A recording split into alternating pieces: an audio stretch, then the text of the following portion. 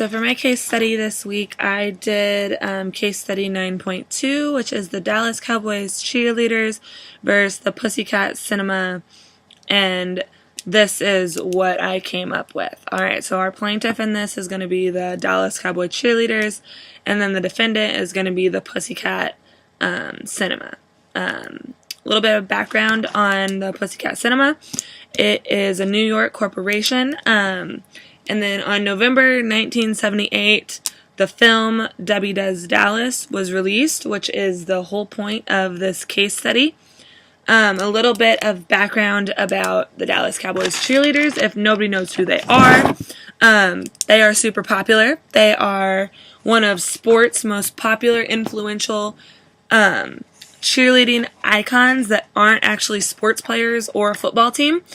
Everybody knows the uniform. It's going to be the white vinyl boots, the white shorts, a white belt. It has blue stars on the belt, a blue bolero blouse, a white vest that's decorated with 3 stars on each side that are blue, has white fringe around the bottom.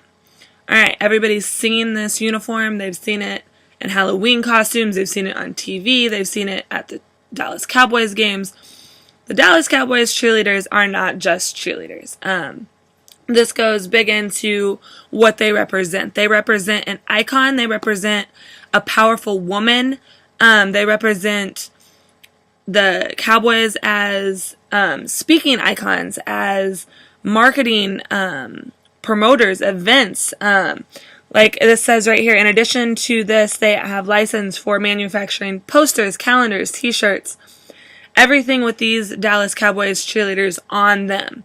Not once were they ever meant to represent necessarily a sex symbol, but more as to be an empowering cheerleading role. These cheerleaders are more iconic than the other NFL cheerleaders based on everybody does know what their uniform looks like. There are, I believe it said 36 women who perform these Dallas cheerleading routines. They also have television shows. They have shows on CMT where people are trying out to be Dallas Cowboys cheerleaders. Basically, it is wanting to show, that TV show is wanting to show the influence that being a Dallas Cowboys cheerleader can have on young girls' lives or a football team or anything like that. So basically, this is where our problem starts, is that in this film, Debbie Does Dallas, this is a sex film. The Pussycat Dolls Cinema produces sex films. I looked it up. All their films are sex films. The plot is that there is a cheerleader at a high school, which is Debbie. She was chosen to be a Texas cowgirl, and to raise money, Debbie and the cheerleaders perform sexual acts for money, which we know as prostitution, which is wrong. So in this movie, the final scene is Debbie wearing a Dallas Cowboys cheerleader uniform, very similar to the actual uniform that the cheerleaders wear, and then the scene lasts about 12 minutes. Now, the picture that the cinema uses for this screen is a picture of Debbie in the uniform, and then the captions on this poster, starring ex-Dallas Cowboy cheerleader Bambi Woods. And then you'll do more than cheer for this ex-Dallas cheerleader. Alright, so reading this thing, this article, where was it? Give me one second. Alright, so the main problem the plaintiff brought about this action was the Lanham Act, which I googled the Lanham Act for a little bit more information.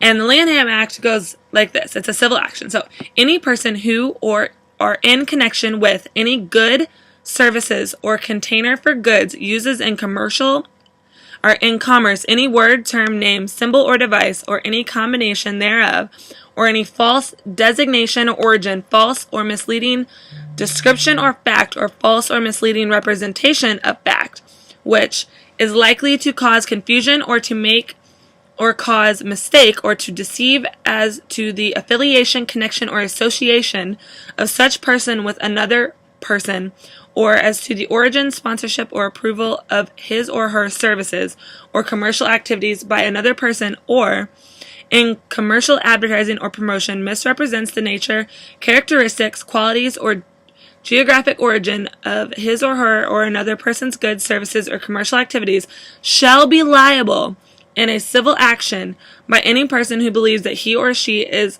or is likely to be damaged by such act. So, this is why the Cowboys cheerleaders are suing or pressing charges against the Pussycat Dolls Cinema, is because by that girl in that movie committing sexual acts in the Dallas Cowboys cheerleaders uniform goes against everything the Dallas Cowboys cheerleaders are working to promote. They are not a sexual sports team. They are not a sexual cheerleading team. Their uniform, right here. So then this is where the Pussycat Dolls Cinema tries to argue, is because they want to say that the defendants argue that the uniform is purely functional item necessary for the performance of cheerleading routines and that is therefore is not capable of becoming a trademark. Alright, so the uniform itself, because it's functional, could possibly not be a trademark. But since, here it goes, but claims a trademark, this is what the Dallas Cowboys, because the plaintiffs claim, the trademark in a particular combination of colors and collections of decorations that distinguish plaintiff's uniform from those of other squads. Because their uniform is different than those of other squads. It is an iconic uniform. With the colors of the blue, the white, the silver, and the stars, it is established that if the design of an item is non-functional and has acquired secondary meaning, which the Cowboy Cheerleaders has, it has developed secondary meaning, that it is an icon, it is used for representing the Dallas Cowboys through television, promotion, TV shows, posters, calendars, pictures, websites, everything like that, that even if it is functional, it can still be trademarked. Alright, so basically the combination of the white boots, the white shorts, the blue blouse, the white star-studded vest, and the belt is an arbitrary design that makes otherwise functional uniform trademarkable. It's those items that make the uniform trademarkable. So in this movie, when that girl decides to put on that uniform that is not all the way correct, but still has those trademark items on it, that is where they cross the line. They tried to use this uniform to portray sexual acts, which makes the Dallas Cowboys cheerleaders look like they were endorsing, however, this movie that they would never want their name to be a part of. So, because little girls look up to the Dallas Cowboy cheerleaders. Our age girls look up to the Dallas Cowboy cheerleaders. They're fun to watch. They're entertaining. They're good looking. They're very attractive girls. They're very in shape. They work very hard for what they do. So then whenever you confuse it with the Pussycat Dolls Cinema, as in the Dallas Cowboys cheerleaders do support this type of activity, well then that's telling little girls to support this activity. So I could see why the Dallas Cowboys cheerleaders would want to sue and get that uniform removed from that poster from a sexual connotation that it technically is not meant to be used for. This has happened a lot, actually, not just in sport cases, but there's other uniforms that are trademarked just like that, like the Hooters uniform, which has a bad stigma behind it as well.